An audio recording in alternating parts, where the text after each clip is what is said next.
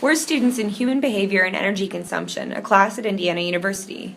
This semester, as part of our coursework, we designed an experiment to measure the effect of public commitment, social proof, and social liking on the number of times SPEA graduate students carpooled together, and whether this would reduce carbon dioxide emissions.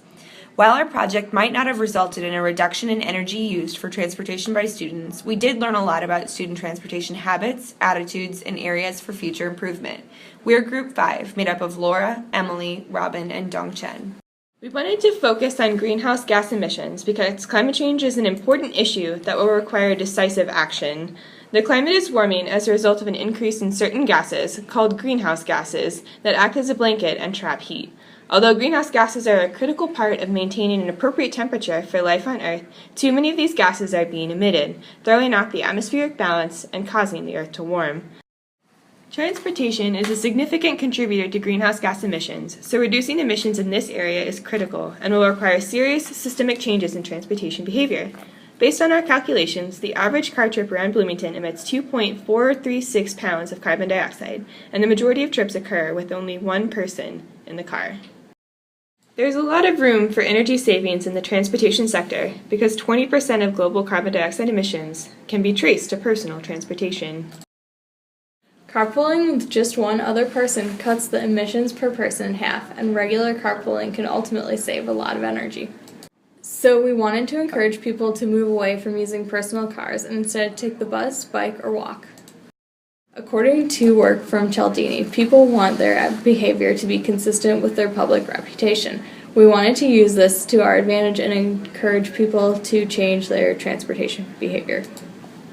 We felt like it would be most effective to ask our participants to report behavior and make public commitments on a platform they already frequently used for that purpose, so we decided to center our experiment around a Facebook group. In the group, we posted daily information about the benefits of carpooling to encourage group discussions. We also asked our participants to post a Facebook status saying that they would commit to carpooling one more time per week and to post about their trips in the group to see the effect of commitment and social proof.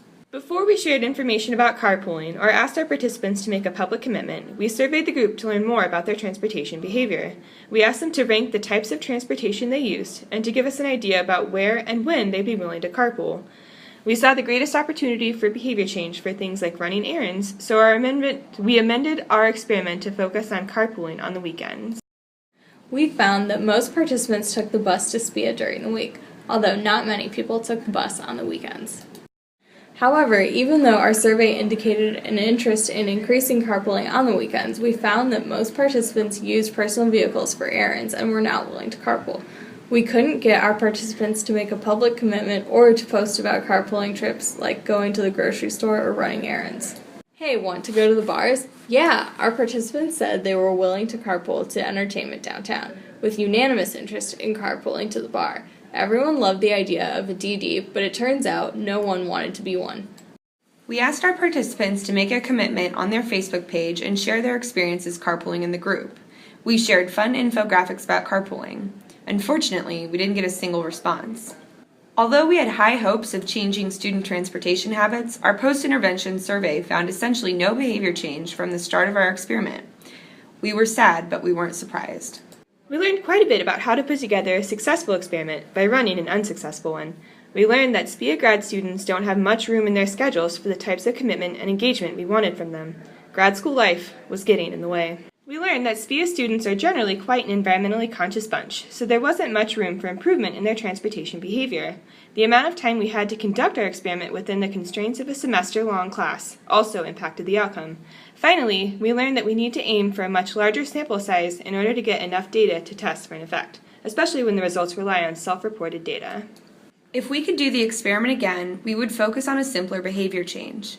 We would establish an immediate commitment to decrease the amount of time required of our participants. We would not rely on self-reported data, and we would focus on a sample that would make results of our experiment generalizable to the broader population. Thank you so much for watching this video. We hope you learned from our attempt at using social media to change energy usage behavior. We certainly learned a lot and had a really fun time working on this project.